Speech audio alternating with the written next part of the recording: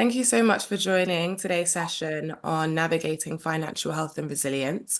My name is Zainab. I'm program manager here at Foundvine. Today we have an amazing panel here ready to talk about financial health, resilience, and so much more. We've got amazing questions. There will be an opportunity to ask questions to the panel at the end, and we'll also have time for networking too, which is really, really great. Just a reminder, this session is being recorded, so please make sure that you're muted throughout. If you'd like to have your camera on, that is completely fine. We love to see everyone's faces. Please comment your name, business, who you are in the chat. We will be engaging in the chat as well. But now I'm going to hand it over to Bookie or Nadej. So yeah, thank you so much, and I hope you enjoy the session. All right, I'll just say a quick few words.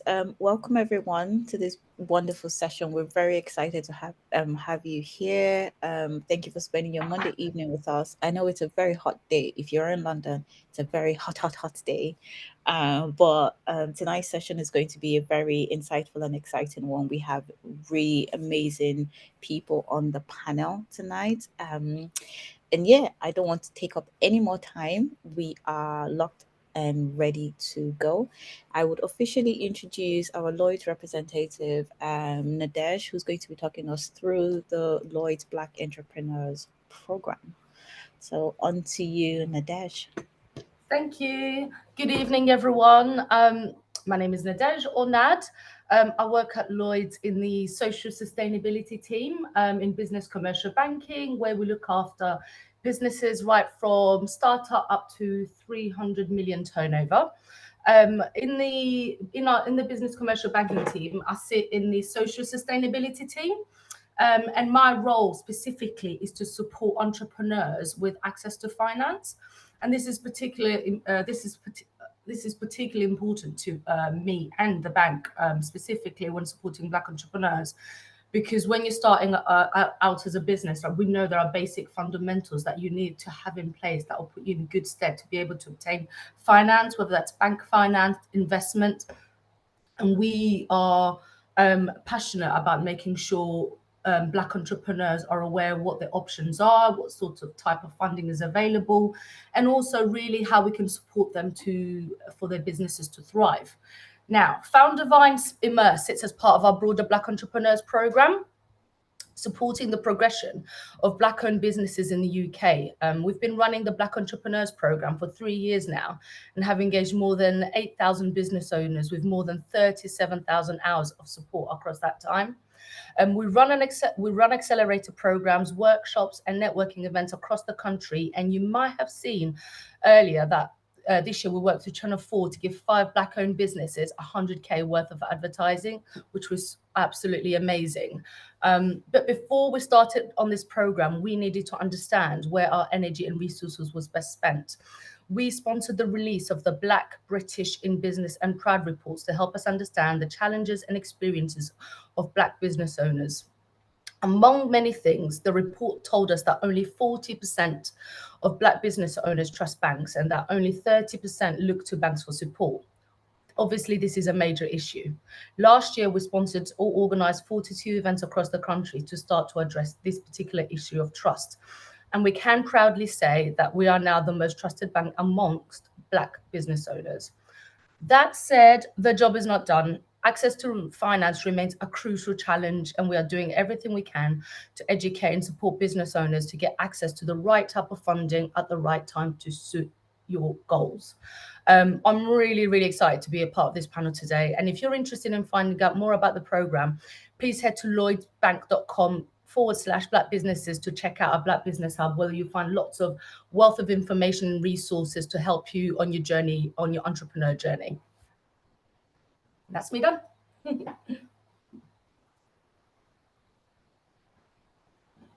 Ooh. Cool. Thank you so much, Nadej. Really appreciate that. Now we're going to move on to our panel discussion, which is being led by Fee Titus. So I'm just going to move over my screen. So Fee, I'll hand it over to you. Awesome. Can everyone hear? Hopefully I'm off mute and we're good to go. So great to be here today. Really excited and to be in the company of some incredible, formidable people within the world of finance. I know the world of finance is very broad.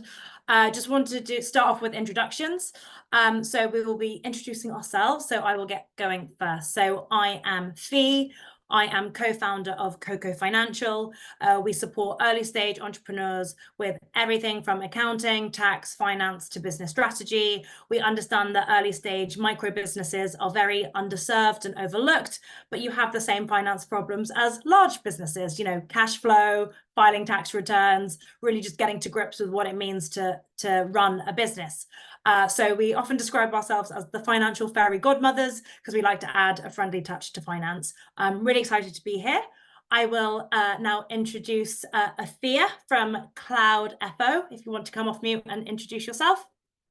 Hi, thank you, Fee. Thank you, everyone. I'm really excited to be here with Foundivine and everyone on this panel. Yes, I'm co-founder of Cloud FO, and Cloud FO stands for Cloud Financial Officer. And just like Fee mentioned, we saw the issues in organizations we were in, but particularly in small, medium-sized businesses, that there are oftentimes many people wearing lots of hats, and finances are sometimes a thing that goes to the side.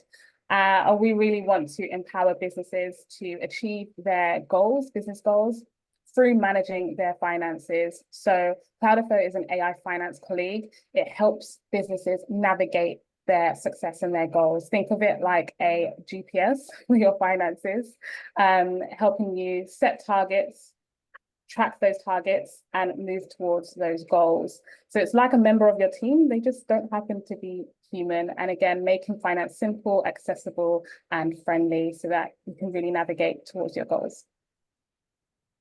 Amazing. Thank you so much, Afia. And up next, we have Shosh, if you want to introduce yourself as well. Thank you, Pete.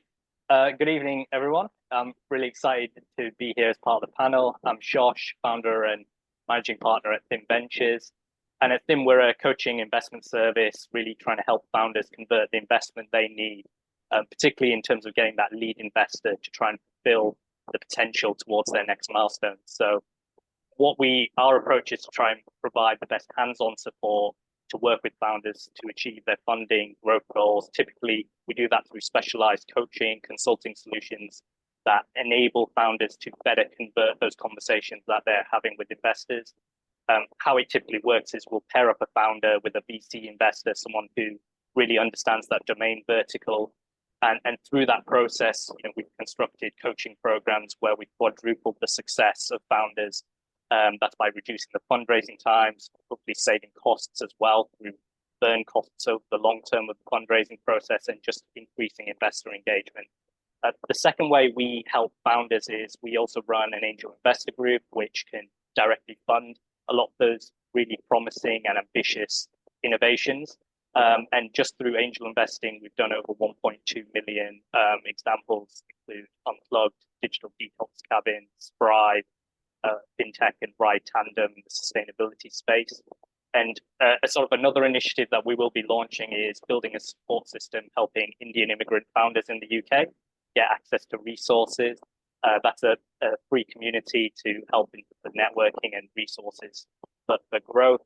And just, I suppose, a real short background myself is formerly I was a part of the chief of staff office at City Investment Bank, then a former M&A banker before turned into a startup operator, and then previously a VC investor, helping manage the University of Edinburgh's VC fund.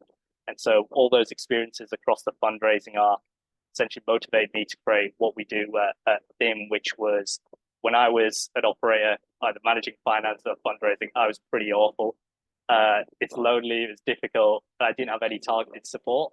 So I didn't know why investors weren't connecting. So I made it a real passion to really provide a really direct, specialized coaching solution and access to angel investment to help that. And yeah, I look forward to the discussion and the questions ahead.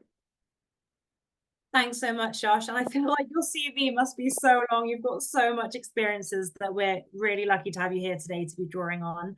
And lastly, Nadej, I know we have just heard from you, but if you could just tie a bow around the intros by letting us know a little bit about you. Sure, yeah. So I have been in corporate banking think coming up to 15 years now, so I'm showing my age there. So I'm a little bit older. But yeah, and predominantly I've always had a portfolio of customers that I serve that turnover from 25 million upwards, which was called the mid-market sector, or SME, whichever bank you work for. So I've been at Lloyd's. I was at Lloyd's for 10 years, and then I went to work at a large competitor who shall name nameless for about 4 years, and I came back just because of the opportunity to work in this team, specifically in the social sustainability team. So to be specific about what I do, I spend my days speaking to entrepreneurs, finding out what their goals are, what are they trying to achieve, and then look at their financials. I spend a lot of time staring at a P&L, balance sheet, and cash flow, trying to understand, what's feasible in terms of obtaining finance. And one of the great things about my role is that obviously we're a bank. We want to be the one to help you to get access to finance, but also, we also operate under specific credit appetite. So if I know, for example, Lloyd's can't help, I'm normally able to point you to hopefully somebody else who can, so that, as a Black entrepreneur, you thrive regardless, whether that's through us with Lloyd's Bank or elsewhere within the ecosystem. So I tend to be quite well connected there. But yeah, I think hopefully that gives you a little bit of flavour of what I do. Amazing. Thank you so much. So as you can see, we have a formidable panel today. And before we get into the questions, we've talked about ourselves. I quite like to do a little bit of an icebreaker. I think if we're going to sit and talk to you about finance for the next couple hours or so, or hour and a half, we probably want a little bit of a warmer intro. So we can get to know you a little bit better. Bear with me whilst I just share screen for a moment. And what we're going to do, hopefully that is pulling through. You should be able to see this little QR code here. If you are able to use your phone to scan that QR code, it should take you straight to the quiz. Don't worry, there's no right or wrong answers. It's just a little warmer intro. If you're struggling with the QR code, you can type in the URL that's there, which is pullev.com/quiznight919. I wish there was a smoother word, but that's what it's called. I'll leave that up for about 30 seconds, just whilst you essentially turn your phones into a live remote control. And then we'll ask a couple poll questions just to understand who's in the room, and we will go from there. So if I can maybe get a thumbs up if anyone's managed to access. If it asks you for credit, just press skip. Don't worry, you don't have to pay anything. You should just be able to enter your name. So if I could get a thumbs up, I'm just looking in the Zoom. Okay, I can see a few thumbs up. So what I'll do is I'll take that down now.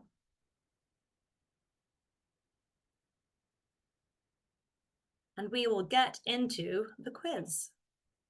So as I said, there's no right or wrong answers. It does say there's 1,000 points per answer, but that is just the way the quiz is set up. All you get really from that is a brownie point. So let's get going. So first question, I'm sure it's very British to ask this question, but on a day like today, how could I not? What's the weather like where you are right now? Is it thundery storms? Is it drizzling rain? Is it cloudy but dry? Or is it hot, hot, hot? Just see the answers. Everyone in the room might be interesting to see if everyone's in the same place or in different parts of the country or the world. Okay, 88% of us we're suffering, aren't we? It's very hot today. Some have thunderstorms, drizzling rain, so maybe it's getting cooler. Maybe the rain's making its way to us right now. Let's see. Okay, next question. What is your business structure? Are you a sole trader business? Perhaps you're a limited company. Perhaps you're a social enterprise, CIC or charity, or maybe you're a combination. And if you're unsure, I guess just pick combo.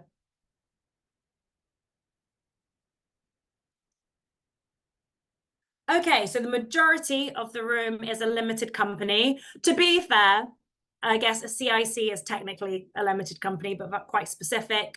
Some of you are a combination, and a small minority are also sole traders, okay? How often do you analyze your business budgets? This is a safe space, no judgment. Do you analyze your budgets every month? Perhaps you do it every quarter, maybe once a year, or is it a case of, girl, let me add that to the to-do list? Like I said, it's a safe space, judgment-free.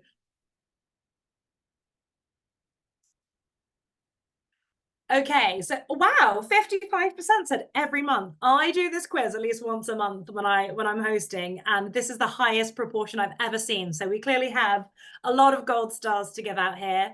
20% of you are every quarter, 10% are every year, and 15% of you, normally this is like 80%, but is a girl. Let me add that to the to-do list. I think after today, that might be something we encourage you to do more often. Next question, which of the following three is the most important metric to you? Is it business sales, like revenue? Is it business profits? I guess how much sort of retained earnings there is in the business, or is it your cash bank balance? Every small business owner will have different metrics that they care about. Okay, pretty split to be fair. So a lot of people are focused on their business sales, an equal percentage is focused on your profits, and about a quarter of you are focused on your cash bank balance. I would say everyone knows the phrase, cash is king. It's all very well having high revenues. It's all very well having lots of profits, but if the cash isn't in the bank, it's sometimes quite challenging. And I think we'll definitely get into that as a meaty portion of this panel session a bit later. And now the final question. I did say there were no wrong or right answers. This will be a little bit awkward if anybody answers one of the answers here, but are you ready to propel your finances forward? It's either a big yes in capital letters, or maybe the heat has got you feeling meh. I'll forgive you if so, but let's see the split in the room. Okay, nearly 100% yes. We'll forgive the 5% of you that are feeling a little bit meh right now. Okay, I will stop sharing my screen. Thank you everyone for participating. It's always good to kind of see who is in the room, just so that we can really adapt the questions for you and the panel. But without further ado, we're going to get started.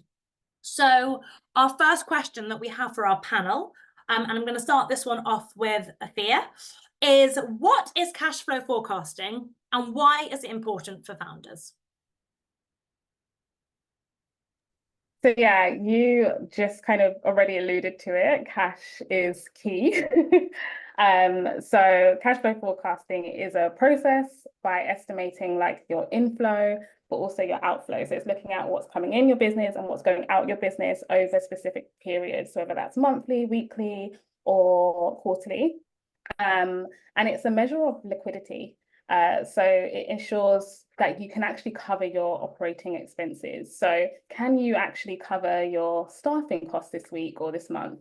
Can you afford to take on additional people or equipment? So it's the ability to be able to manage all the expenses that you have coming in. And there are lots of measures around this that you can look at. So whether that's your runway, I'm sure we'll get into some of these soon, and I hope I'm not jumping the gun, but like runway, cash position are all insights of this, and you can forecast what that's likely to be because you will have some regular costs and regular income. So it's being able to look at what your incoming and outgoings are going to be over a time period and whether they cover each other, and if you do have some profits at the end.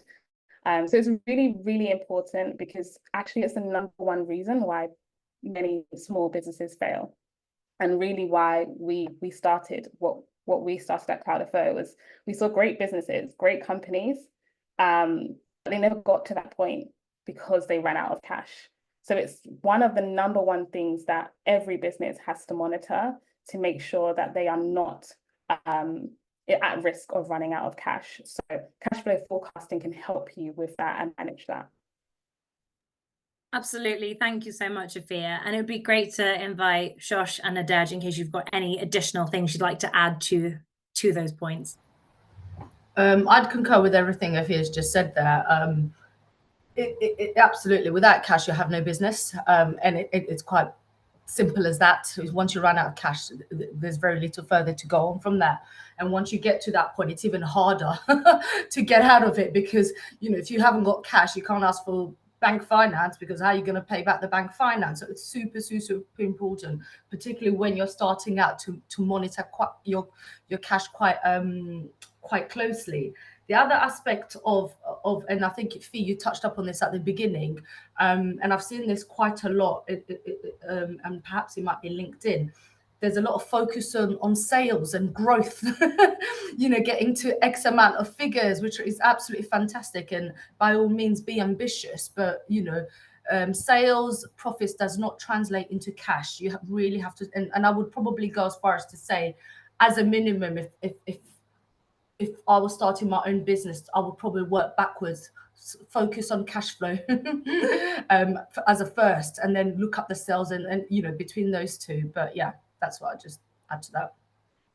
Yeah, I just also to probably add from a fundraising lens, I think there's probably been a period where it was, a couple of years ago, all growth, and now there is more conscious scrutiny on this from investors when looking at it. And so, especially those where you're seeking or managing fundraising, it's crucial just to show investors that you have enough cash on hand to meet the obligations that you have, to avoid any liquidity crises that come.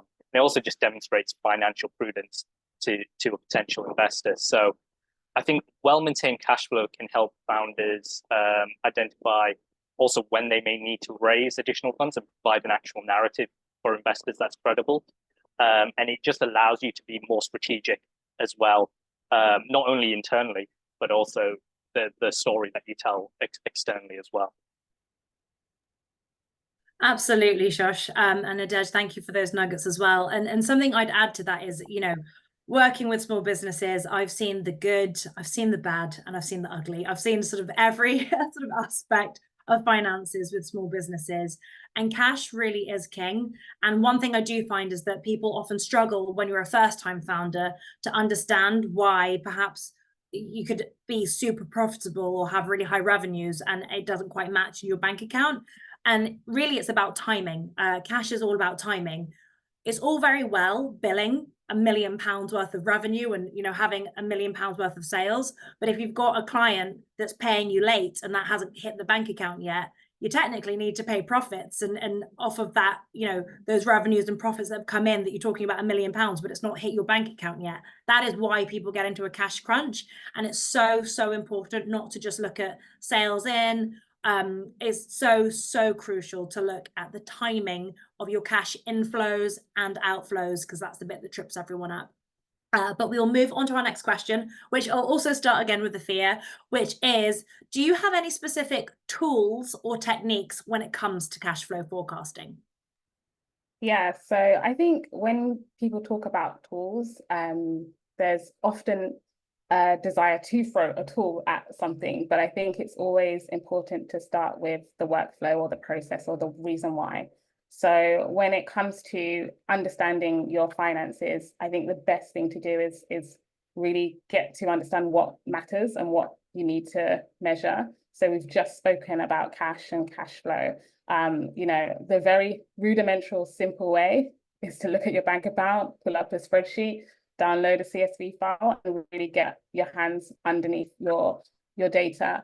But then there's progressive tooling that you can add to that. So whether that is accounting software to help you do your obligatory needs around accounting, or whether that's something that's more in terms of operational finance, which is kind of where Cloudifo sits in, and really sort of the financial planning and analysis.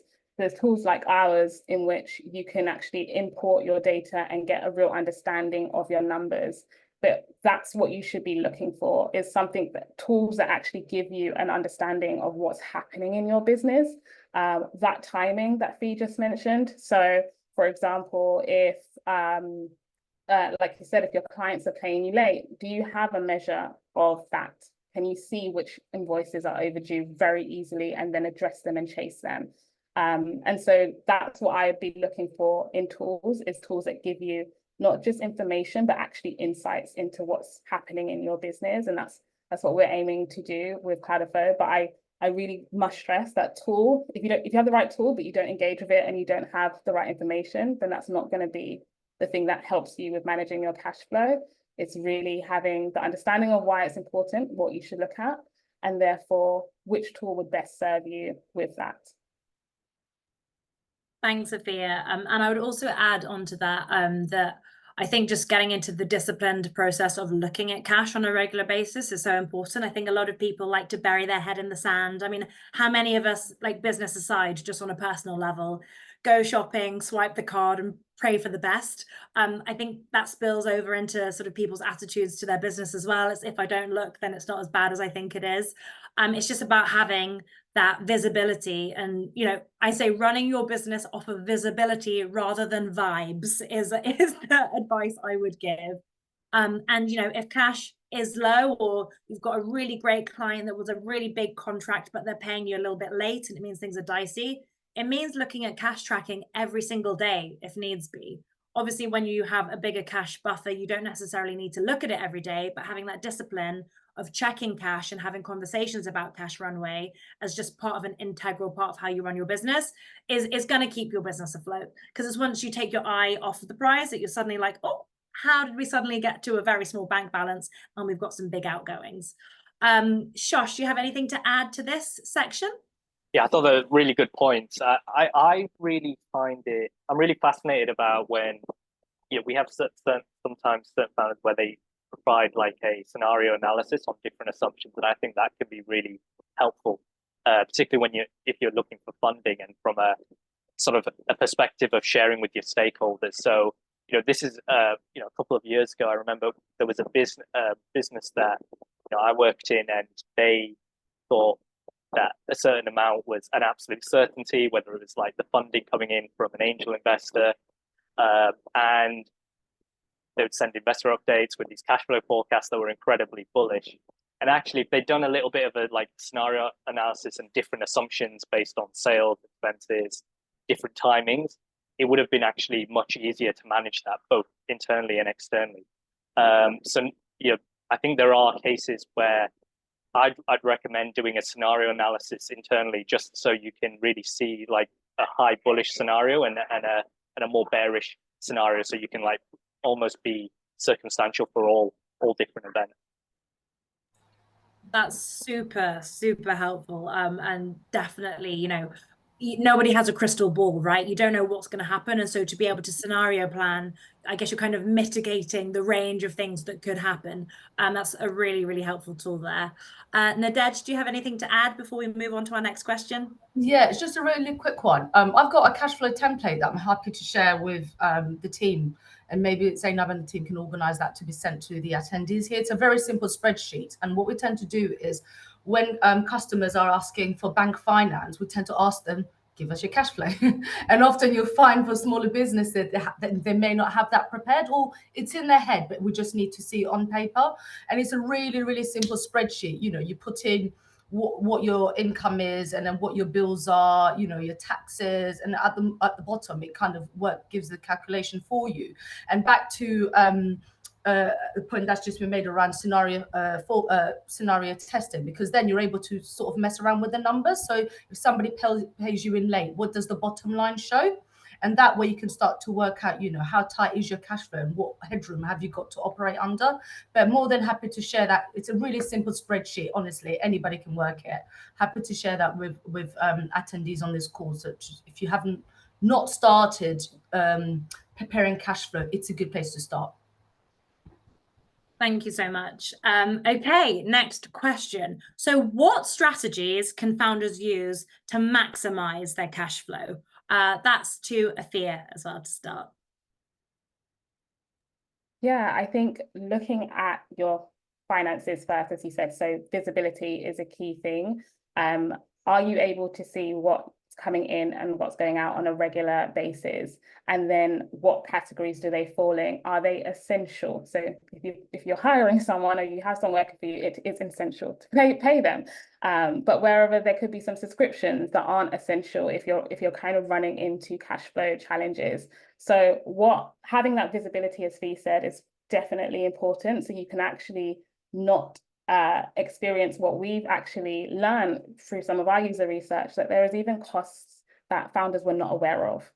Just like you might have that subscription in your personal finance that you didn't know you've been paying for the last year. That happens to businesses all the time too, especially as you grow and you have many things happening and you don't realize, or, you know, same way we sometimes don't check, what's competitive out there. And if you switch provider, could you get a better rate? Could you get a better deal? These things naturally occur if you start to view your finances regularly. We're actually building a tool, which is a weekly finance review, which starts to actually walk founders through their finances.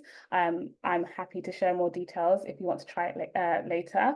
But that first, having that visibility, and just as we just said in the last point, that can start with a spreadsheet. And as someone who's building a tool, I'm still happy to say that it can start with a spreadsheet. And sometimes that's really good to just get you hands-on with what's going on in the business.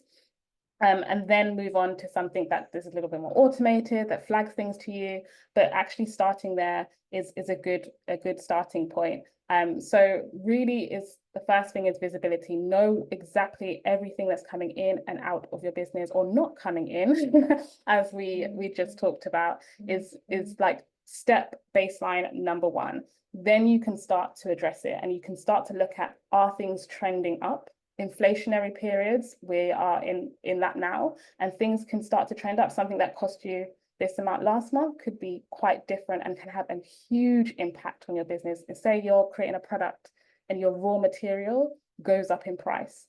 We've seen this from founders who make consumer products as well as like fashion and retail. They're in supply goods, and supply chains have increased drastically due to inflation, which completely changes their cash position. So having that as a rainy day, and just some stats I'll quickly share around this, is only 46% of UK SMEs budget. And those who are not budgeting and reviewing that budget regularly and forecasting are at greater risk of failure. Another stat was that last year was 30%, a record year, of 30-year record of business failures and business closures in the UK. Again, many of them because of running out of cash and not being able to monitor their cash properly. On average, people spend about 20% of their working week just looking for the right information. So getting into a regular routine and habit of knowing where your numbers are, knowing what's happening, is going to also save you time whilst managing your finances. So again, first visibility, then taking proactive action, and then finding routines and processes that you can put in place, like budgeting, forecasting, scenario planning, that helps you do that in a more systematic way, would be some of the suggestions I have. Thanks, Afia. Nadej, do you have anything to add to this question? So it's about what strategies can founders use to maximize cash flow? Payment terms is a good one. Think about, so typically when you're negotiating with your suppliers around, payment terms, just think about what the impact that does to cash. Even negotiating down something like from 45 days to 30 days can hugely improve your cash flow. I'd throw caution to giving discounts around early payments that can have an adverse impact. So be aware of things like that. I'm just trying to think around, another actually way of around improving. This is particular where you're in a business where you've got promises. Are you able to use those promises to share with other founders and rent it out? Just, maximum use of any assets to generate further income to add to your cash flow. So if depending on what industry you're operating, you might be, renting a unit.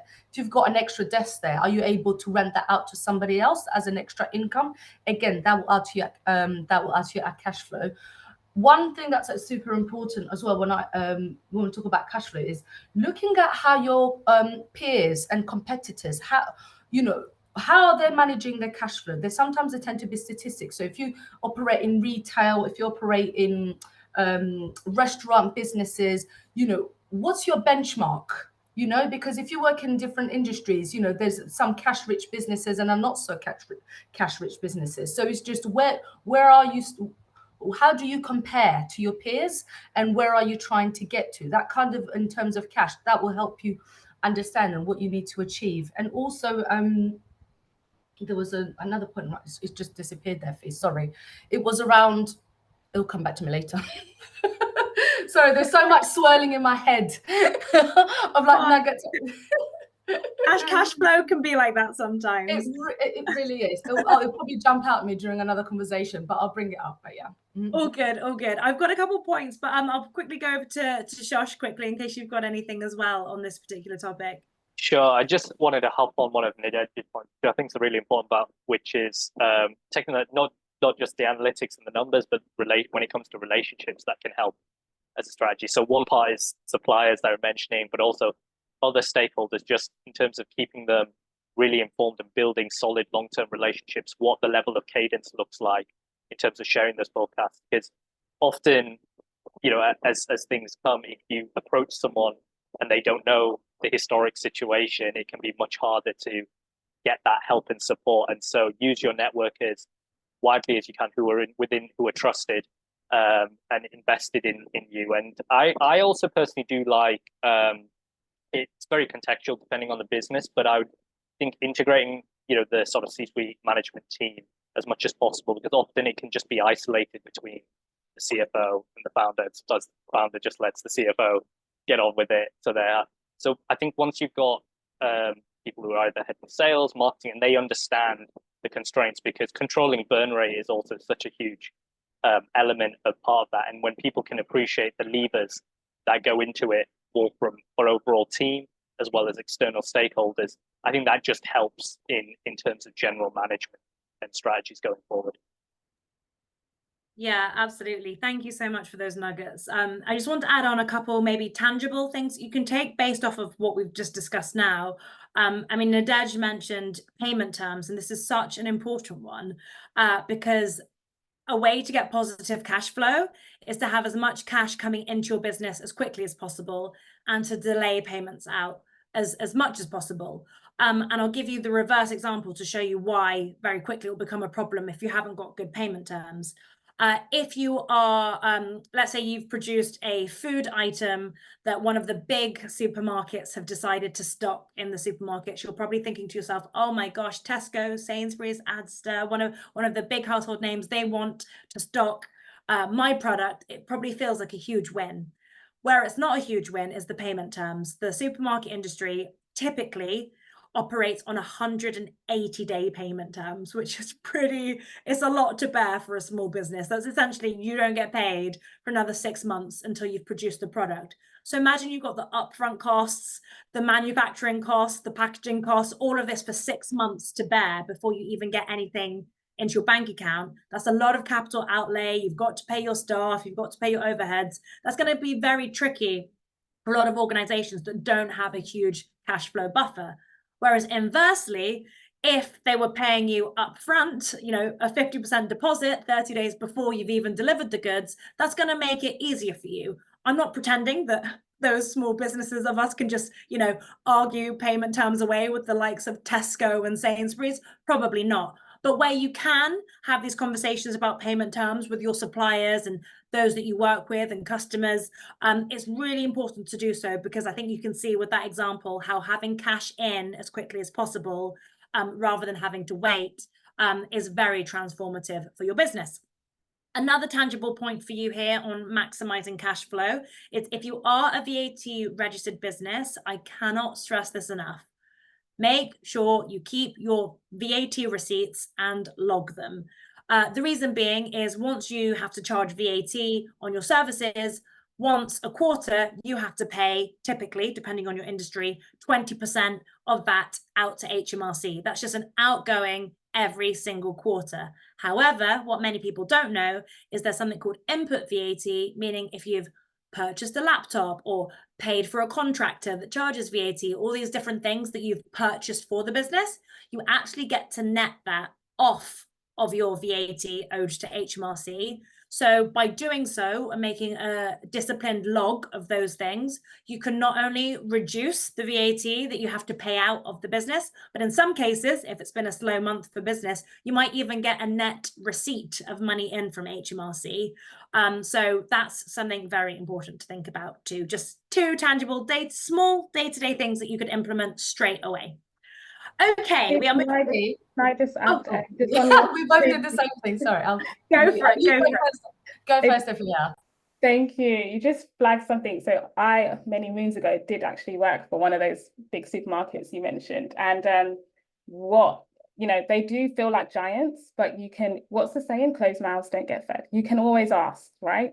And actually, many of them have programs for smaller businesses to become part of to get their products stocked, doing an actual, almost a bit like today you've got the Lloyd's initiative. They have initiatives to bring in different brands into the supermarket because it's their benefit to have innovative products within their range. So they then create these custom maybe programs that reduces the risk to SMEs to actually have their products in the shops.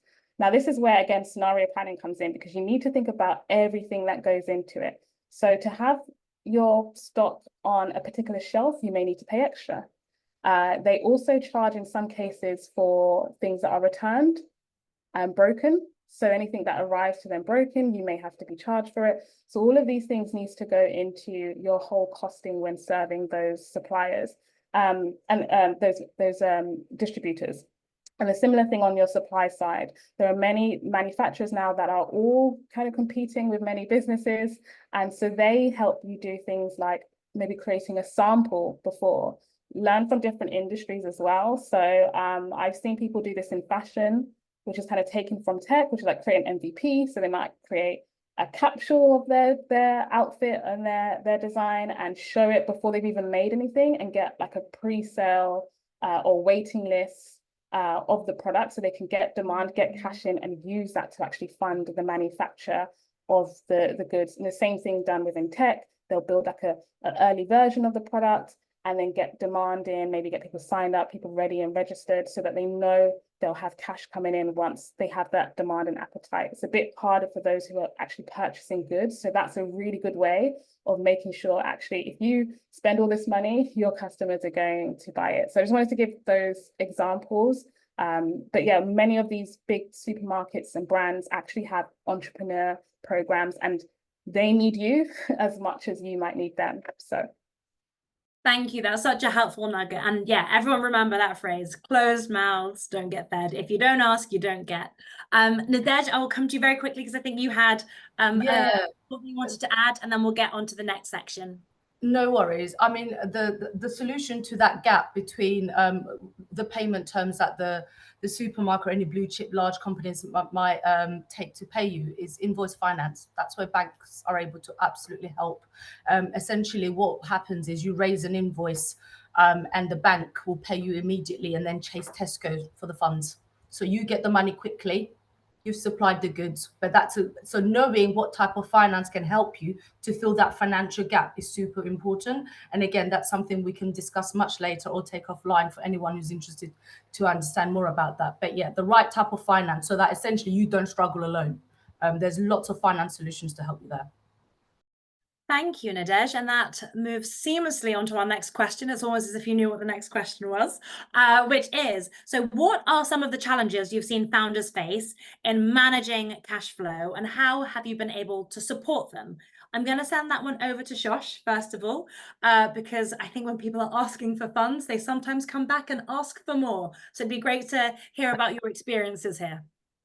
Yeah, that absolutely. I think that's a good place to start. I think one of the biggest common challenges is people definitely do underestimate the time it takes to close a fundraising round, and unfortunately, it can be a very painful process going through it, and you often find there are unexpected expenses. You can have fluctuations, revenues you're balancing, trying to raise as well as generating income for the business.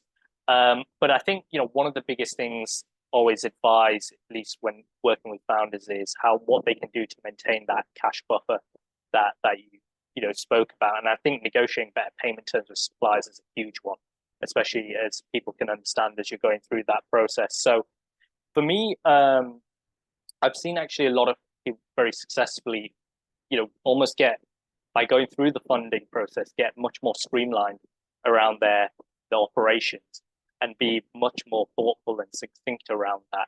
But the biggest, I think the biggest challenge is just making sure that you have a realistic plan for if funds don't come at X point, and you're managing and aligning expectations as well with investors about the timing of things, because often a VC is typically would take a lot longer than maybe an angel would. And so just having different scenarios where you can really drip feed the funding that you need, and being able to manage your own cash flow expenses with the current team. And then the other challenge I think I really see is on the other side, when people do have funding, is there's a inertia or a pressure to almost really expand the pressures on your cash flow. You think, okay, we've got a year of runway, etc.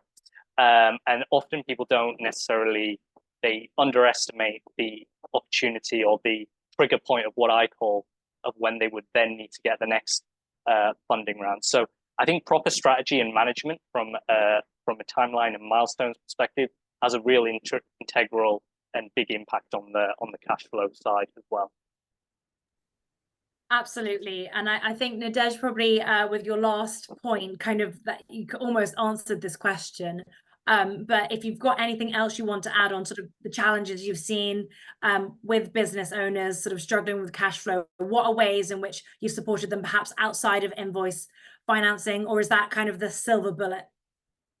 Yeah, no, I think what you tend to find the challenges with cash flow, and I'm going to be completely honest, as we said, this is a safe space. Often I come across businesses who just haven't got one. So that's often genuinely, and I think it's one of those things where I mentioned before, there's been such a focus on sales and profits, that cash flow aspect of it, it's only now we're really starting to get to the grips of it. And part of it is because it's been a really challenging year in terms of obtaining finance from all sorts of forms. So I find that tends to be not having that discipline, and also people just not knowing where to start. So I tend to have a lot of conversation where I just go through the information. It's like, what are your incomings and what are your outgoings? Sounds really, really simple. Think of it from a personal perspective, a bit like you said, Fia, at the start, how do you spend your money? Have you got a mortgage? All of these things, just documenting it. But the other aspect I find, this is quite important, businesses file information, obviously, at Companies House, etc. Now, depending on the size of your business, you can file abbreviated accounts, or just whatever is the minimum required Companies House. But be aware, when you come to ask for finance at the bank, we want the full information. And what tends to happen is we want a history trading period for us to assess your future financial requirements. And what I'm trying to say here is, please, guys, when you ask your accountant to prepare your financial information, sure, submit your abbreviated accounts, but please ask them to also prepare full P&L, balance sheet, and cash flow. You can keep it to the side. It's just that in 1 to 2 years' time, when you're going out there asking for investment, whether that's angel investment or any type of investment, bank finance, that sort of information tends to be asked. And all too often I come across founders who just don't have that information, or worse yet, they've changed accountants, so they're not able to get that trading history. And that's a huge barrier, because then it might be as simple, actually, we can't help you because we can't see a trading history. The other barrier around cash flow to be aware of, again, just in the spirit of obtaining finance, when you are starting out, conscious of the cohort of the listeners on during this call, is in the absence of having a financial trading history, we look to your personal trading history to assess your ability to get finance.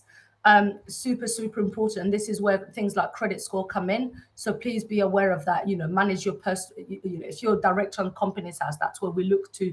We'll look at your personal credit score information to assess your your financial stability, how financially stable you are. So, and we see that sometimes as a little bit of a barrier. So I just want to call that out. Thanks, Nadej. And you've made me think of something. So I'm going to, if you don't mind, put you on the spot and ask one question kind of in relation to that, because it's something I've seen a lot lately is small business owners applying to the big banks, the big well-known banks, to perhaps get a small business loan, just something to kind of plug that cash flow gap. And they have often told, I've noticed a trend since COVID, I never used to see this beforehand, so maybe that was the trigger, of banks essentially saying, we will loan you, but we need a personal guarantee from you as the limited company director. I personally found this quite alarming because I thought the whole point of having a limited company is that you do have limited liability. It's not for you personally. Have you seen that frequently over the last couple of years? And what sort of driven that change from trusting businesses to take on the business finance in the limited company name versus taking on what could be quite a scary thing for an individual of having a personal guarantee? Yeah, it's a really good question, Fee. I mean, for as long as I've been around the banking industry, personal guarantees have always been around. It's maybe because we're talking about more about financials a little bit more than maybe pre-COVID. Certainly in the more open forums, that's always been requested. But typically, you know, personals are guaranteed in the absence of not having a strong balance sheet where we can banks are able to obtain security via that in that form. So, you know, I suppose traditional forms of businesses tend to have bricks and mortar, right? Which case then, you know, you get banks take security in that form, or any other forms of assets. So perhaps your own machinery, etc. But in the absence of all of that, because there's a lot of new businesses which are absolutely fantastic in setting up, and you really don't need bricks and mortar to set up. You know, you do it in your own bedroom and you'll be thriving and get to 7 figures. So that's where banks tend to, you know, and also when you're starting out, to look for personal guarantees.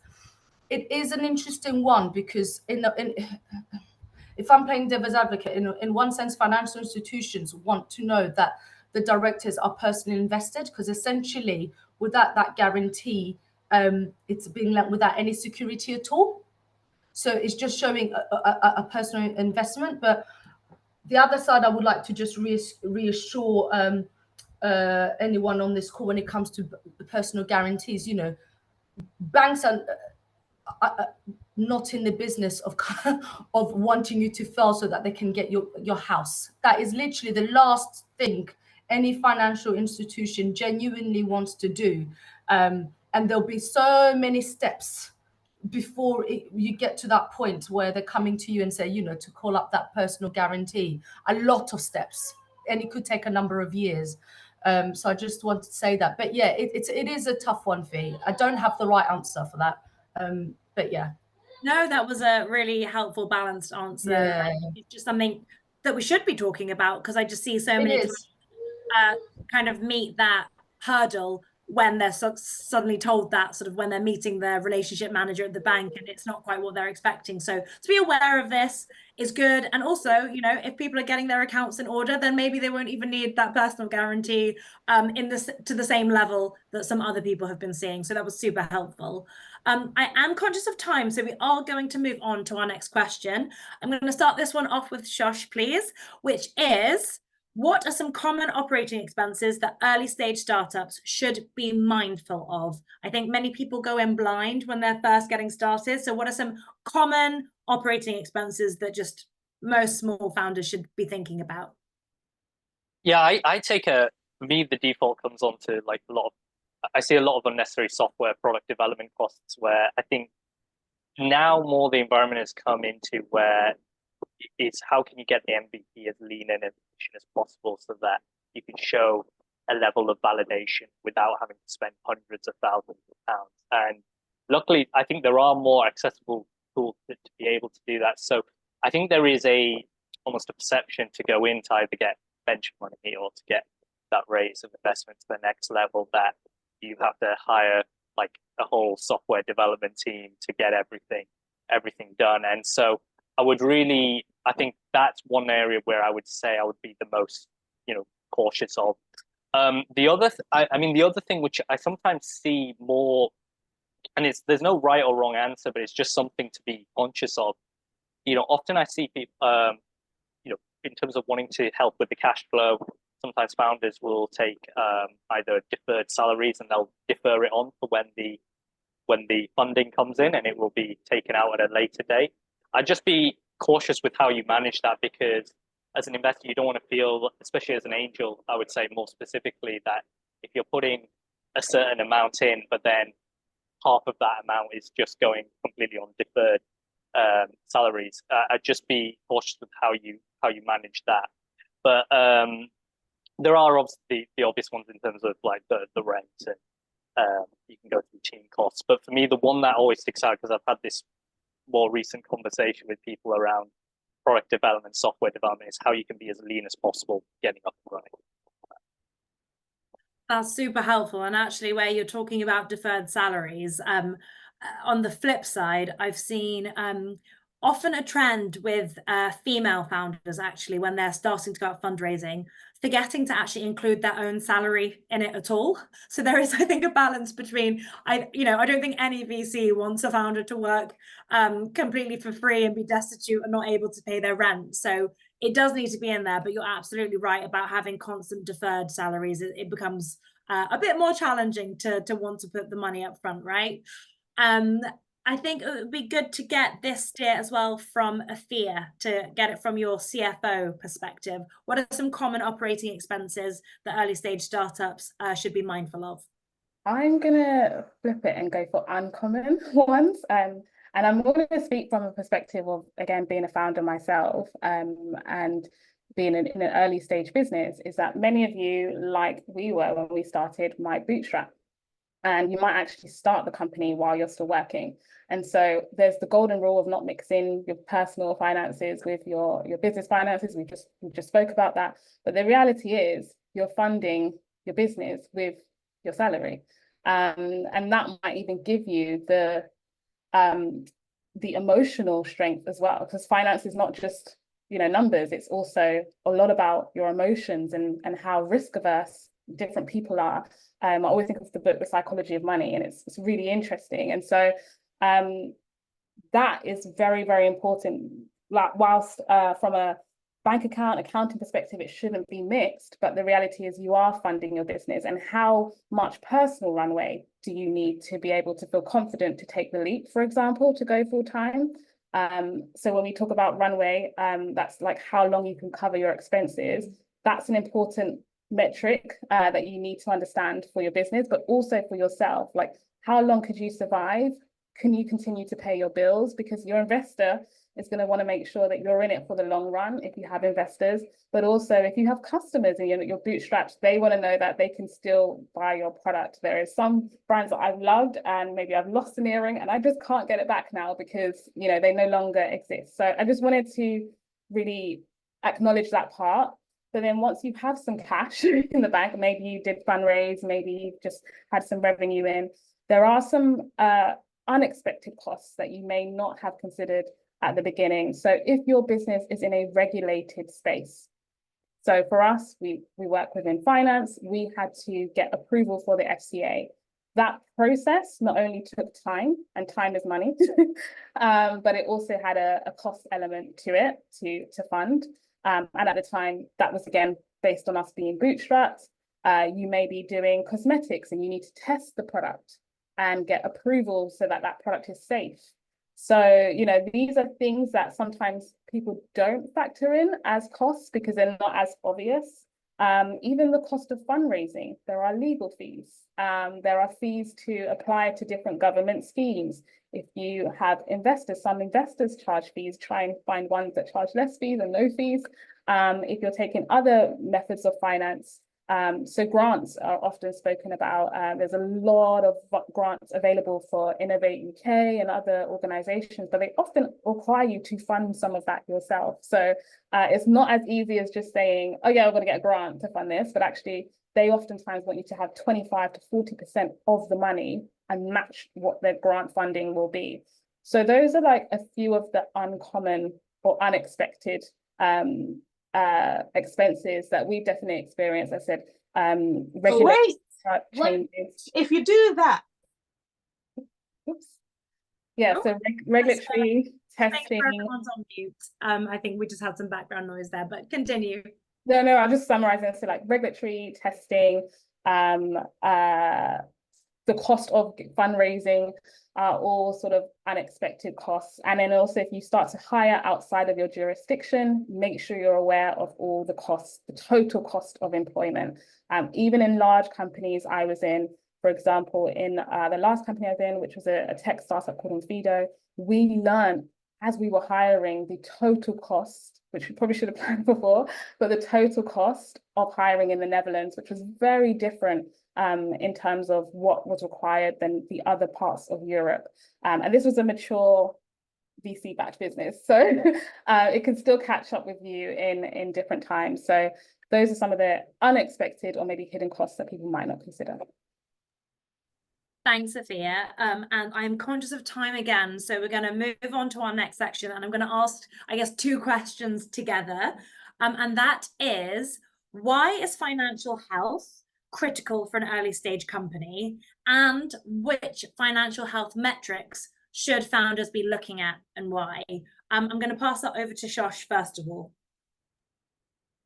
Yeah, I mean, the most obvious one is about survival, but apart, I think aside from that, I think it really does influence a startup's ability to attract and retain investors, especially as you start getting a bit more mature. And investors are just more likely to fund companies that demonstrate prudent financial management. It's a signal and indicator of attention to detail, execution, and at some point they want to see a clear path to profitability and the ability to manage sort of cash effectively. I also think it's having sort of seen the experience of companies scale and manage this. Like, I think there has been a pattern where a strong financial position also provides that flexibility for especially early stage startups to pivot, and almost most of them do pivot from their original value proposition and take advantage of other growth opportunities. There's also just a non-quantifiable or less tangible aspect, which is the emotional part. It reduces stress and uncertainty. I think just for yourself as a founder, if you're on top of it, but also for your management team. And I feel from maybe this is a little bit biased from the examples I've seen, but I think it also does improve decision making as well as part of that. In terms of like the metrics, the one I'm always glued on is cash runway. How long the company can run before more funds, because that's often where, especially when I was previously VC, we used to look at burn rate, gross margins, monthly recurring revenue, all of those in terms of watching that and seeing how companies would manage that. For me, the key thing is, especially when someone has got funding, is they will mention certain milestones. And in that, they often dictated the metrics that they would like to be measured on for success. And it will go through an investment committee and we will say, okay, we agree on these. So from that, I think it really helps dictate, once you've got those metrics to guide those decisions, we tend to, I think one of the biggest things for us after funding is product market fit. How quickly can that company get to product market fit? So those metrics, depending on the industry they're in, is really crucial of how we measure that. Amazing. Thank you so much. Nadej, what do you think are the financial health metrics that early stage startups should be looking at, and why? Okay, so it's an interesting one around the financial metrics, because I often look at it in comparison to the industry they're operating in. So I can never compare, somebody who's selling goods abroad to to somebody who's selling I don't know, goods in the UK, because they'll have completely different metrics. But in terms of the fundamentals and disciplines that you can have in place, there are a couple of things I'd just like to share with everybody on this group as really tangible things to get into good discipline as you're starting out your business, to help it to grow. The first things are around just disciplines around paying your bills on time. These things sound really, really simple, but in terms of just creating good financial habits and disciplines to give you that resilience. Shoshafia, Tafi, we've all talked about really understanding your numbers. Please do understand your numbers. Don't look at it blindly, leaving it your accountant to produce these annual figures for you. Have them sit down with you to understand, what have they produced? What does this mean? What does this figure mean to the business? Again, on the same basis as when I talked about, when you do your FAR returns, don't just have those abbreviated numbers, have the full account so you can refer back to it. And also then you can then set some KPIs for your business. How have you performed the last 3 years? Looking at the financials your accountant produced. pay your taxes. You know, it's sometimes when you're behind, HMRC will offer you a payment terms where you can pay over 2 years, but that will also potentially impact your ability to get finance, because the taxman always gets paid first. So please pay them first where you can. These are really, you know, I talk about this in jest, but it's absolutely imperative that you always pay the taxman first. Pay your suppliers on time. These are things, and the reason I'm talking about this in terms of financial resilience, because these are good disciplines that you have in place that build you a good business credit score, so that when you're looking at to get finance, it becomes a little bit simpler. There are no what I'd call blip in the credit history that you then have to explain to your bankers as to what happened there. So if you start these things early as you grow your business, they become easier. File your annual returns on time. Super important. I know there's often grace periods, but again, it helps when you do that on time. And also, within the industry that you operate in, know the type of finance solutions that are available to you. It's really good to just start to understand. So we talked earlier about invoice finance. If you've got blue chip supply customers that you're supplying goods to, that you can get invoice finance. But asset finance, you know, leasing, all of these things are there to help you maintain your cash flow, essentially. So you haven't got these huge upfront cashes that you have to pay out, so that you can grow a business sustainably. One thing I would like to call out around financial resilience and health, because I have seen the rise of fast finance, particularly in the last few years, and I do think there is a place for fast finance, because they really do help entrepreneurs to just get going quickly, etc. But be aware of what you're getting into, because you tend to find their short payment, short payments term profile, and they're very high interest. So in the last few years, I've seen a lot of businesses, and that's 7-figure businesses included, get themselves in financial pickle around the load of fast finance solutions that they've taken, not being aware of the longer term implications. So do your research when you're looking to obtain finance. Do your research, take your time. I'm always advocating of growing sustainably, but yeah, hope that helps. Thanks so much, Nadej. And something you said there, you know, about making sure that, you know, your accountant is looking at your numbers throughout the year and not just at the end of the year. I think for early stage businesses, you don't necessarily always have like an in-house accountant Monday to Friday, 9 to 5, in the way that large organizations do, that have, you know, a finance function with 40 people working in it. It's just not the case for early stage founders. And I'm on a bit of a personal mission through Coco Financial to help people understand the different types of accountants.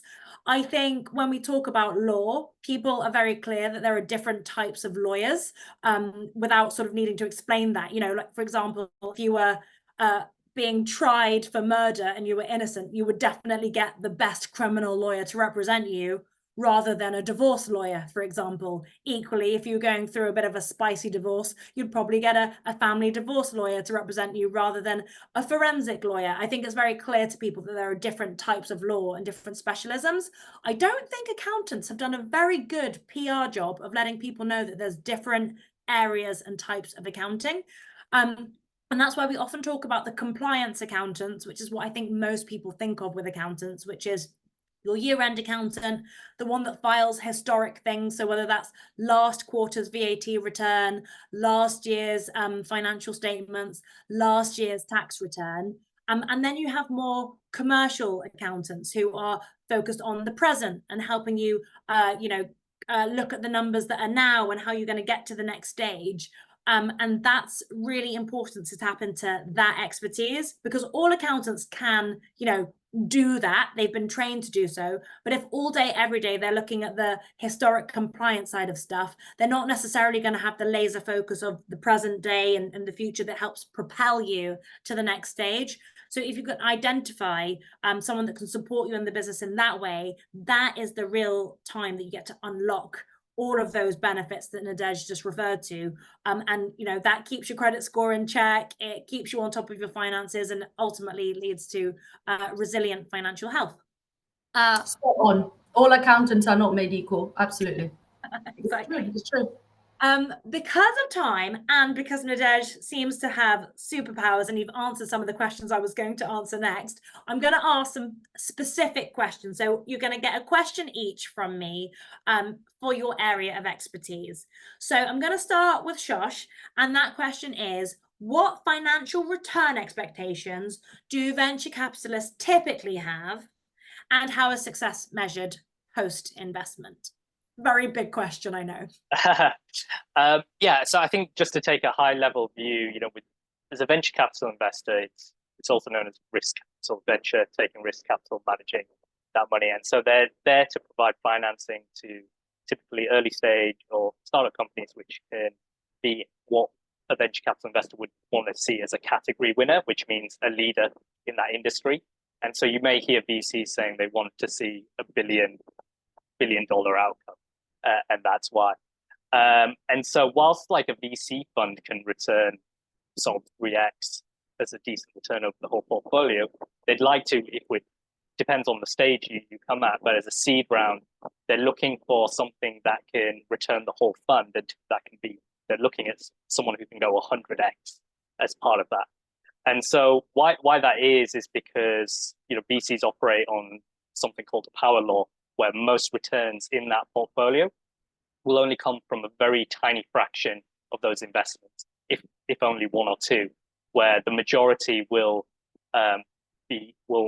unfortunately will be sort of failures, and particularly at the seed stage where there's high matter of risk. And this matters because a startup success is generally at that early stage, it's not incremental but exponential. And so I think that's something, from a founder perspective, an audience, it's thinking about that story. And it's also why VCs are so attached to market size because of that. They're looking at such a sort of a large return from that one investment that they're going through. And the whole aim of the VC is, look, can we invest in this company? Does it have a large enough market and exponential growth to return the entire size of the fund? In terms of like post investment, obviously we, as a process, we would post investment, someone typically has gone through a governance process where they've been signed off by an investment committee. There's been a memo that's been documented, and one of the most important things, which I referred to earlier, is the funding that we're giving that company is what are the specific milestones that company is going to achieve. And so when they ask for funding the next time, we're going to ask, and it actually sometimes doesn't matter if they've hit the milestones, if they've got a good story why that hasn't happened. Clearly, there's some tough macroeconomic conditions that help that. But the one thing that we're looking for about success post-investment is looking at, one is like market penetration, and also the big one is achieving product market fit. Is what you're offering exactly what people want? Are you very clear about that? The ideal customer profile, and are they willing to continuously pay for it, where you've got sales teams inundated with orders?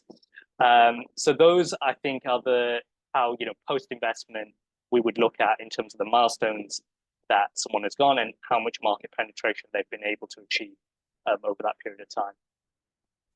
Thank you. That was super comprehensive. Okay, next quick fire round question. So this is for Afia. How can startups leverage artificial intelligence and integrate it to basically optimize their performance and efficiency? Yeah, I think if I kind of put it back in the context of what we've been discussing today, we talked a little bit about financial metrics just now. And, I think throughout this, we talked about cash runway, burn rate, which is how quickly you're spending money, your margin, and your sales. But actually, there are different types of metrics. There are, primary, secondary, there are leading and lagging. And sometimes we forget about the other metrics that drive these financial metrics. So these are usually what's happening in your business. And finance, yes, as Fee said, there's a compliance side of it, but the most important part of it is actually giving you a narrative of where your business has been, where you are, and where you're trying to go. So these metrics like your customer acquisition costs. How long does it take? How much money does it take you to capture a new customer? Your retention rate. Are you able to keep the customers you have, and different measures of loyalty, depending on the type of business you're in? Average order value. This is a key one for sort of e-commerce businesses, and was one that we were obsessed with in the e-commerce businesses I worked in, because whilst orders and revenue was there, actually people were spending less every week because they were shopping with competitors. And that's something that you may see in your revenue over time. So really understand what your customers are doing. For SaaS metric, that might be ARPU. So average revenue per user is an equivalent to sort of the average order value. And these things drive your actual bottom line. So what are your customers doing? How are they spending with you? As well as what are your incomes, as we talked about. So are you receiving your money on time?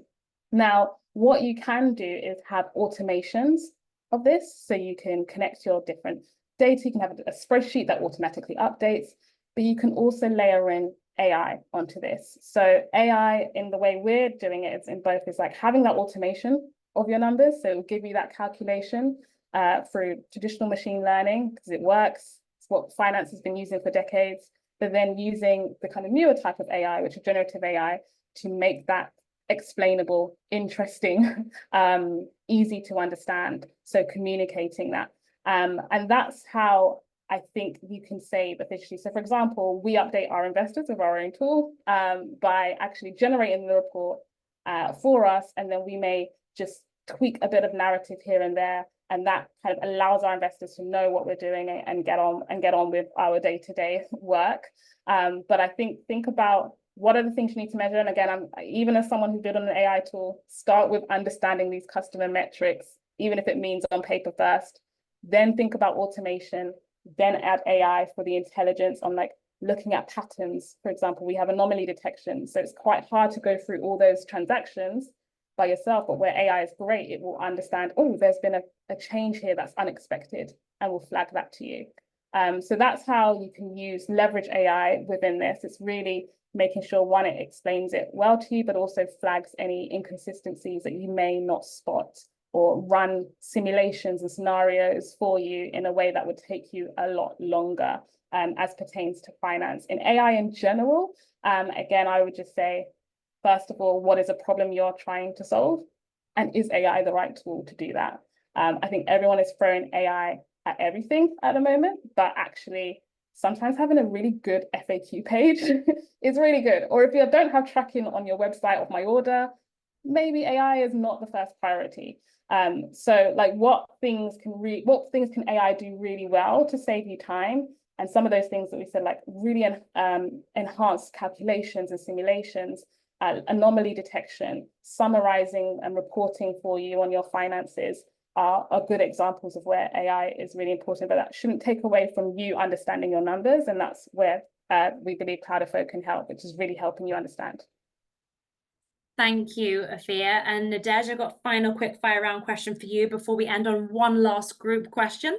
How can I get bank finance? That's a question we get often asked. So no better person than you to help answer that. How can one get bank finance? Sure.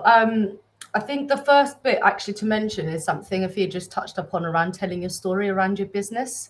Really, really important, because we know you know your business, like you're the entrepreneur, you're the founder, but articulating that on paper when you're applying for bank finance is really, really important, just to make it clear to the end to the person looking at your finance application, what are you selling?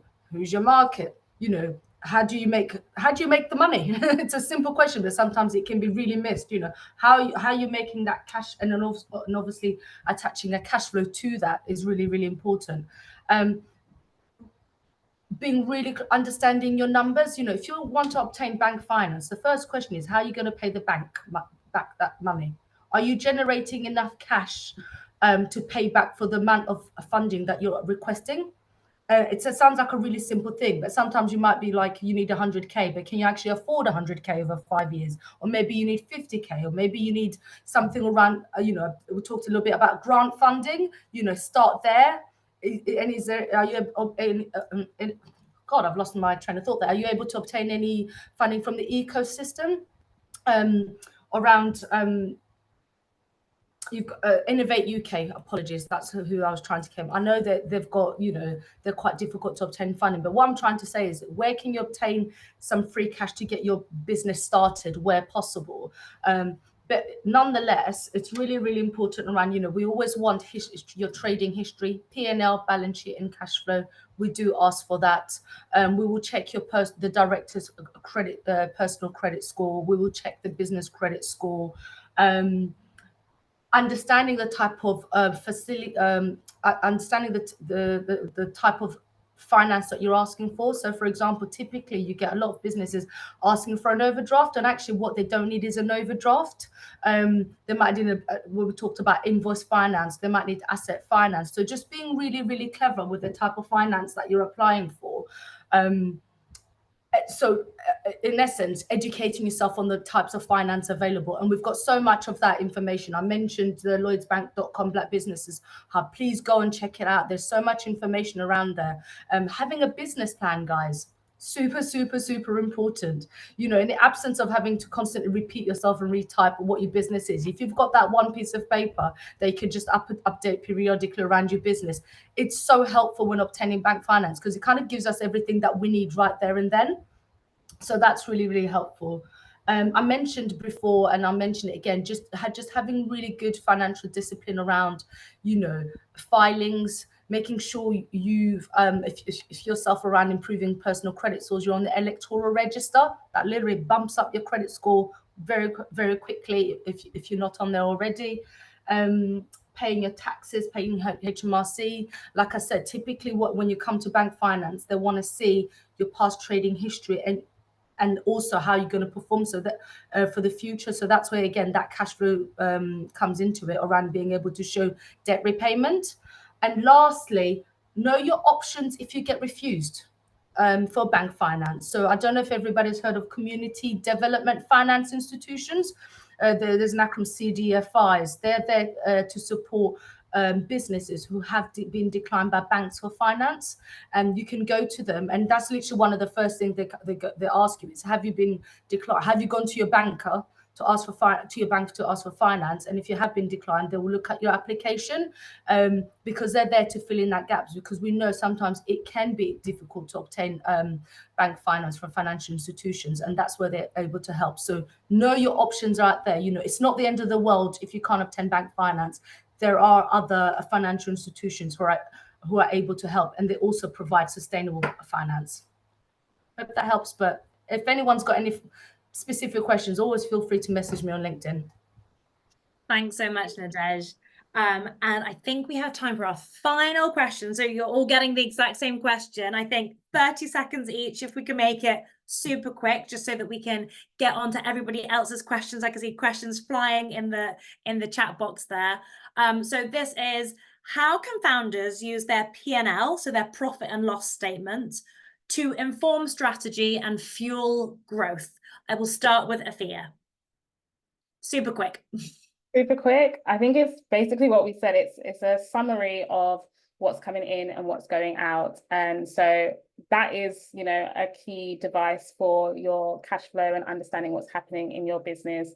So look at as well fixed cost versus variable cost as well, because they're usually the variable ones and stuff that you can maybe control. But I would say it's a tool in which you can really quickly understand your incoming and your outgoing. But I did put some stuff in the chat. As I said, there's leading and lagging indicators, and sometimes by that point things are a bit late.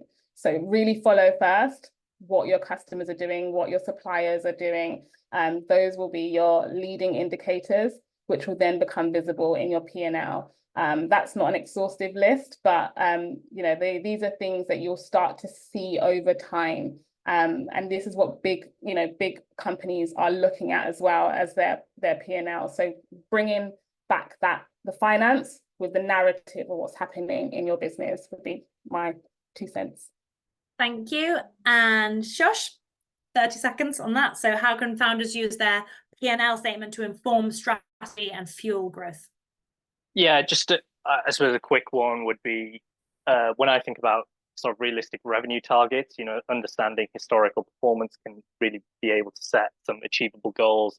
I think also just, being sort of more binocular around identifying cost saving opportunities. So where expenses can be reduced without compromising that growth. And then also, I think I've seen, I would say just reviewing the revenue and cost data can lead to adjustments in pricing as well to enhance those margins. So I think being more binocular around those aspects, but I'll defer to some of the accountants here who have a much more detailed sort of view around those things. I've definitely got my accountant hat on to answer myself at the end, but I'll quickly go to Nadej for 30 seconds and then we'll wrap up and answer everybody else's questions. I don't have anything to add to that. I think these guys have summarized it perfectly, so please go ahead. Amazing. Okay, well, yeah, as an accountant and one of the present forward-looking accountants rather than the historic-looking ones, I think it's so important to look at your profit and loss, because what your profit and loss does, it tells you a story of what's happened in your business over a particular snapshot of time.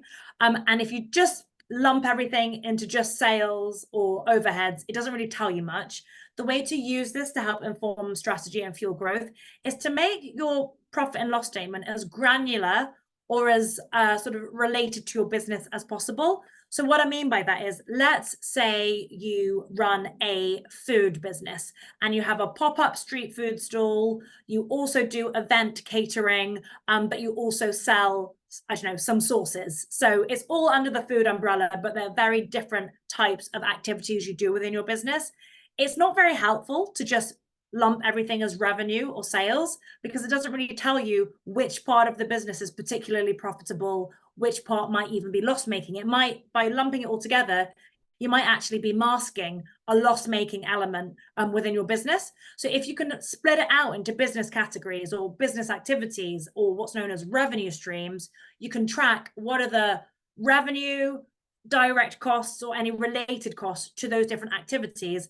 And you can start to understand, oh, this area is doing quite well, so maybe we should put more resources and more time into this. Or, oh, the sauce selling element, we thought that was flying, but it seems to have dipped and become loss-making. You're not going to keep churning out a loss-making business unit if you have your eyes on it. So if you're going to inform strategy and fuel growth, make sure you make your profit and loss as granular as possible for your business. Make it bespoke, don't have generic titles, so that you can really tell the story of what has happened in your business. So thank you very much, Nadej, Afia, and Shosh. This has been incredibly insightful. You've dropped so many gems, but it's now over to you for question and answer time. So let me see what's in the box. Zainab, Wafa, and Bucky, are you calling them out? I am happy Yeah, to so I'll do the first one that I can see in the chat. So if there are any more in the chat, but again, we are happy for you to come off, like raise your hand using the reaction and come off mute and say your question. But the first one I can see in the chat is from Tiana. So I think Nadej, this might be specific to you, but again, Afia, Fi, Shosh, if you want to jump in, please do. When getting finance from the bank for your business, if there is more than one director, would all directors and business information need to be reviewed? For example, credit scores of all involved and financial history, or would only one use be enough of the director history? A good question. It's whoever is on Companies House. So whoever's registered as a director on Companies House will get searched. Does that answer it? So if you've only got the one director on registered at Companies House, that's who will do the search on. But as well as any investors, sorry, I should actually highlight that. If you've got a large investor within the business, because obviously they may be deemed as a majority share, to have a majority ownership, we may do a search on that investor as well. But typically when we're talking about doing search on directors, it's who is registered at Companies House. Okay, thank you. Christina? Yeah, I was just wanting to know if you had a cash flow template to share, but I think you say you were gonna do it. It was cash flow and forecast. Oh, Yes. yeah. Oh, sorry. Yeah, No, I was going to say happy to do so. I will liaise with the team and we can get that out to you. Okay, thank you. Were there any other questions or comments? I can see another one in the chat. So we've got Sephora here. Apologies if I've pronounced that incorrectly. Nailed it. Oh, perfect. I run a service-based business, so we're fully people-powered. I would love to hear any general tips or things to consider, particularly related to how we can best understand how our people are contributing to different clients and parts of the business. Oh, I can try and take that one. It's quite a tricky question because it's one of those how long is a piece of string questions that every business is different. And I guess what you value is different. But I think data is king, really. So it's about understanding anything from timesheets to customer feedbacks, sort of surveys. It's so that you can understand that when people are giving a service to your clients, like, are they value add, I think is essentially the question here. And so you need to decide which metrics are the most important to you. Is it that projects are completed within a month of when they get started? Is it that customers give you at least 4 out of 5 stars? You decide those metrics and then literally just start actually making note of them. I said at the beginning, let's run our businesses off of visibility rather than vibes. I think a lot of small businesses are just going off of vibes. But if you track these things and track data is king. It tells you the information you need. And if someone isn't pulling their weight, maybe you can find out why and help them and assist them to be more value add. Or if there's an underlying problem that perhaps it's not the right kind of client, these kind of things will help you basically make strategic business decisions that make success repeatable and mistakes avoidable when you've got the data in front of you. I hope that helps. And Thank you so much. Just to add to that, again, leading and lagging. So I recently came across an example where the top salesperson, so they were closing the majority of the deals. However, they were also contributing to the majority of the churn rate. So they were probably selling something that wasn't really what the product was living up to. So churn rate is how many people then decide that it's no longer for them over time. So just because they're the top salesperson in month 1, are those customers still happy in month 3, month 4, month 5, month 6? So always have a balancing metric, as long as, like, so if you have one that's sales, think about churn rate. Always think of the opposite of the positive metric. So yeah, just thought I'd add that. Thank you so much, Afia. Thank you. Thank you as well. Next question in the chat. If purchasing an existing profitable business, which banks can support with credit 70% for the purchase?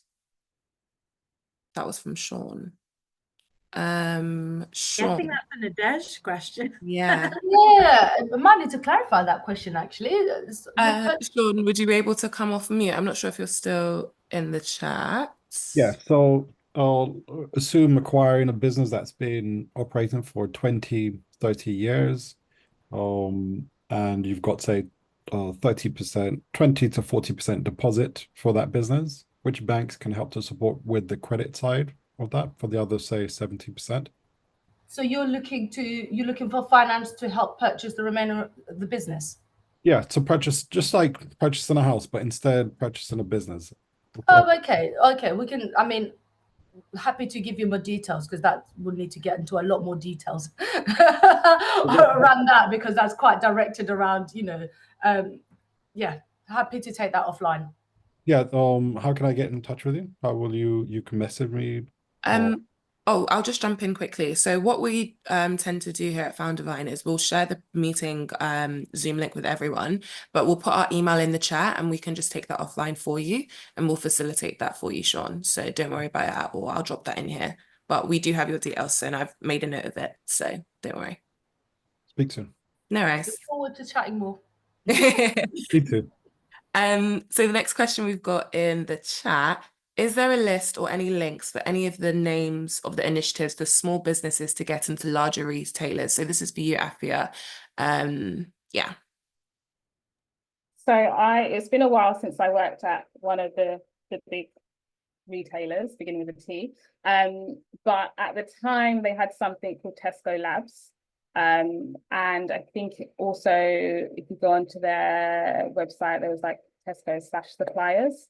And so the labs was actually the incubator part of the business that would try new technology, new products, and do lots of cool stuff to bring sort of innovation into the business. Again, this was some time ago, so just check that that's still running. And I believe Asda have something similar, because I know someone doing it. If I can find it quickly, I'll put it into the chat. But yeah, just look on their websites. These are often sort of listed there. I think they also all offer grants as well. Most of these businesses also have a bank attached to it, so there might be other things there, but we're here about Lloyd, so I won't say any more about that. So yeah, Tesco Labs was one, or /suppliers, and I will try and find the name of it as the one, but I believe all of them have some sort of incubator or program that you can lean into, as similar you'll probably find on fashion retailers too. Yeah, I was just going to also add to what there's I think Afia slightly touched on it, but there are actually a number of grants where retailers may sponsor it. I know in the US with sustainability, there was something around, you have an innovation around the plastic bag, you could get into Walmart, etc. So it's worth just checking the grant side. And if you're looking for investment and also retail distribution, Unilever Ventures has their own investment arm and is associated with a lot of Unilever brands. I think Sky had a Planet investment fund as well. So there's a number of these also. If you're in the media space, I think there are a number of these corporate venture arms that can give you either distribution through their retailers or also media advertising as part of that. So just worth checking that out as well.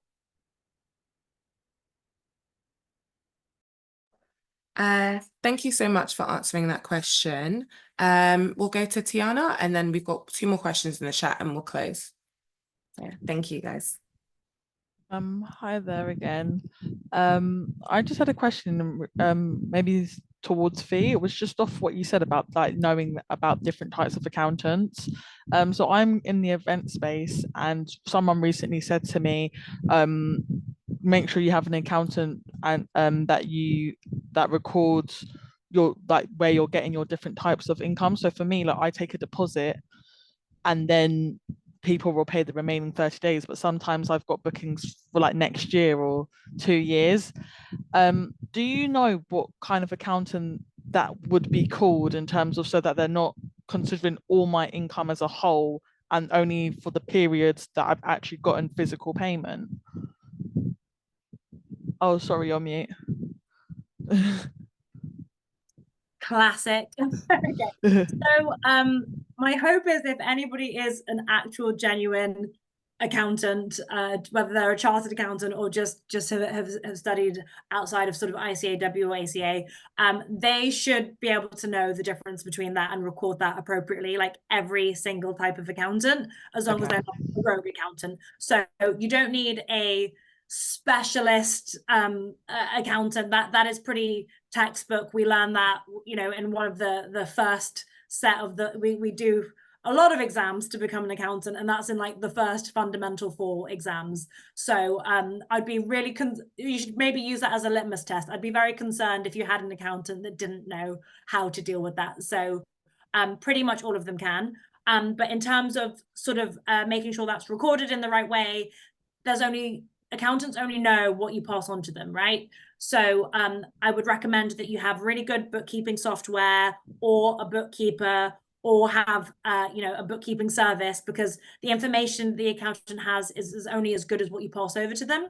If you just pass over a set of bank statements for the year and don't give that kind of context, they're going to just record it as normal revenue rather than what's known as, in your case here, this is sort of what's deferred income, and that sort of thing that needs to maybe go on the balance sheet and is for a different period. So if you're not being on top of your day-to-day reconciliation of your bank statements and your bookkeeping, you're going to get into some hot water quite quickly anyway. Hopefully that answers. No, definitely. Thank you. Oh, good. Okay, I think there's 1 more question in the chat, and then we are done. So thank you so much for staying on a little bit longer, panelists. So this is from Olivia. I need a little bit of advice. I'm currently in the startup period of my event decor business. I've been investing in equipment for the business, and for the few bookings I have had so far, which I have invoices for, all from my own personal bank account. I want to open an account for my business as soon as possible. Would you recommend I open a business account at this early stage with the nature of my business, or I open up a normal account separate from my business? I'm going to jump in straight away because I see this like everyone that comes to me. This is something I see people do wrong all the time. My first question to you, so I can answer, is are you a sole trader or do you have a limited company structure? Can you let us know? Olivia, if you're there, please feel free to drop it in the chat or unmute. I will keep answering whilst we wait. Cool. All good. So regardless of whether you have a sole trader business or a limited company business, you need to have a bank account that matches the structure of your business. It's less techy if you're a sole trader because technically, in the eyes of the law, there is no distinction between a sole trader and the business. You are one. You are the business is you. But for the purposes of things like insurance or fraud or things that might happen at a later stage, if you are operating as a business and you've invoiced people for a service, therefore you have a business, whether you're a sole trader or not, whether you're a limited company or a sole trader, this needs to follow the right structure. So your bank account should be a business bank account, even if it's a sole trader business bank account. It should also be a limited company bank account if you're a limited company, a CIC bank account if you're a CIC. I think aside from just kind of making sure you're getting that set up, it's also really important because you mentioned the term another bank account. Maybe just get a separate bank account for tax purposes as well, just to get into the habit of putting things aside in different places. The number one thing I see that is the biggest mess is when people just keep all of their personal and business transactions lumped together. You're fishing out a Zara receipt that was personal versus an actual business transaction. It gets very messy very quickly, and there are very many unintended consequences that have tax impacts if you don't keep that separation. So yeah, there we go. I'm sure Nadej probably has something else to add to that from a specific Lloyd's perspective, but as an accountant, I see this done wrong all the time. Yeah, all financial institutions, similar to what you've just said, Fee, keep it separate. One, because if you're starting out your business, you're creating that credit footprint and enable you to obtain finance, essentially. So, looking at how you operate your bank accounts, that discipline that you have, and you just don't want to mix the two. So it's absolutely imperative. I agree with everything you've just said there. When you're starting out, separate your business and your personal. Keep it clean. Well, thank you so much, Nadej. Thank you, Fee, Afia, Shosh. I just want to say thank you again. This was such an amazing panel discussion. We're going to end it here for the panel discussion, but please do not go anywhere as I have some important updates for everyone else. So yeah, thank you very much to our panel. Feel free to drop off whenever. And yeah, you can see there's loads of thank yous in the chat.